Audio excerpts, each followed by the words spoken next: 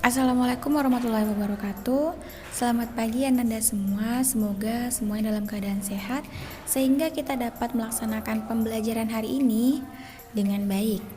Baiklah, kita memasuki bab 3, yaitu tentang sejarah perumusan dan pengesahan Undang-Undang Dasar Negara Republik Indonesia tahun 1945.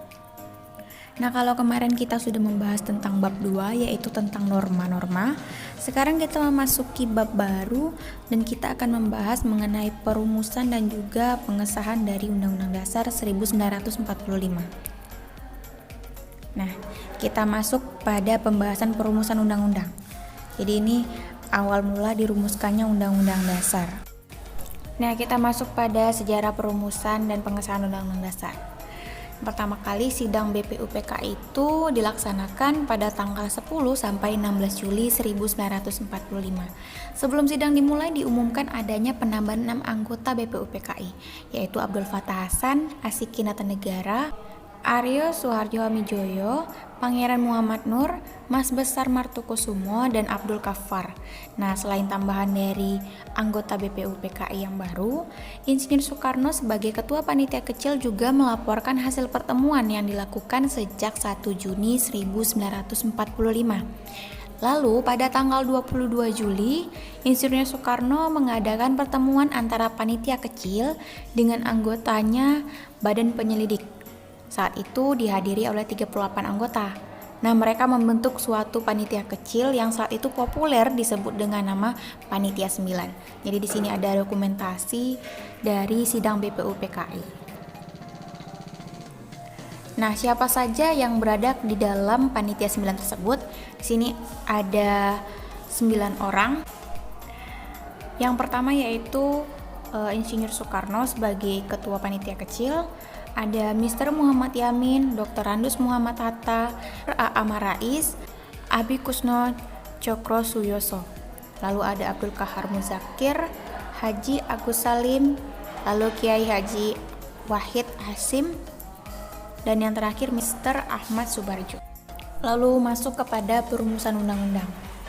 Nah, dengan diadakannya pertemuan-pertemuan tadi, maka diperoleh suatu persetujuan antara golongan Islam dengan golongan kebangsaan dalam bentuk rancangan pembukaan hukum dasar. Lalu rancangan ini disampaikan pada rapat oleh panitia kecil ini pada rapat yang kedua yaitu tanggal 10 Juli 1945. Nah, panitia kecil Badan Penyelidik menyetujui sebulat-bulatnya rancangan atau preambule yang disusun oleh panitia 9. Rancangan tersebut dikenal dengan nama Piagam Jakarta. Nah, lalu sebelumnya kan dikatakan pembukaan hukum dasar. Nah, kata hukum dasar ini diganti dengan Undang-Undang Dasar. Pada rapat kedua yaitu 11 Juli 1945, beberapa keputusan lain diperoleh yaitu sebagai berikut. Nah, inilah salah satu keputusan yang diperoleh pada tanggal 10 Juli tersebut. Ini mengenai keputusan tentang bentuk negara. Jadi pada saat itu pengambilan keputusan berlangsung secara demokratis. Ada 64 suara, namun ada beberapa anggota yang tidak hadir dan diperoleh hasil sebagai berikut. Nah, dari sini ada 3 pilihan negara, yaitu bentuk republik, ada kerajaan, dan bentuk lain. Nah, satu pilihan memilih blanko maksudnya ini kosong. Jadi 55 suara itu memilih bentuk negara Indonesia itu untuk berbentuk republik. Makanya saat ini bentuk negara kita merupakan negara republik. Nah, keputusan selanjutnya juga ada mengenai luas wilayah negara baru. Pada rapat BPUPKI kedua tanggal 11 Juli, itu keputusan penting adalah tentang luas wilayah negara baru.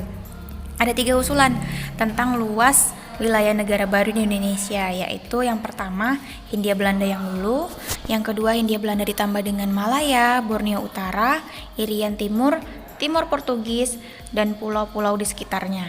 Lalu yang ketiga Hindia Belanda ditambah Malaya, akan tetapi dikurangi dengan Irian Barat. Nah, dari hasil pemungutan suara 66 orang, maka diperoleh hasilnya sebagai berikut. Nah, ini dia.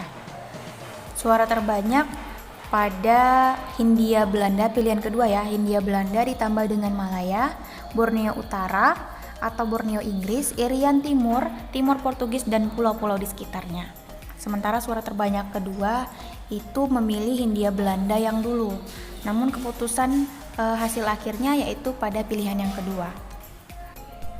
Dari hasil keputusan inilah maka kita dapat melihat bentuk dan juga luas wilayah Indonesia pada saat disahkan oleh PPKI. Nah, ini dia jadi bentuknya, ada Pulau Kalimantan, Sulawesi, Sumatera, Jawa, dan juga pulau lainnya. Hari ini kita sudah mempelajari mengenai bentuk negara dan juga luas wilayah Indonesia. Nah, untuk pertanyaan nanti Ananda sertakan di dalam catatan. Jangan lupa ini materi hari ini silahkan dicatat. Yang pertama yaitu coba tuliskan 5 negara yang berbentuk republik dan juga 5 negara yang berbentuk kerajaan. Nah, kemudian coba tuliskan 3 negara dengan luas wilayah terbesar di dunia. Oke, silahkan kerjakan tugas dengan baik dan jangan lupa tugasnya dikumpulkan ke WhatsApp Guru Pengampu. Ibu akhiri pembelajaran hari ini. Assalamualaikum warahmatullahi wabarakatuh.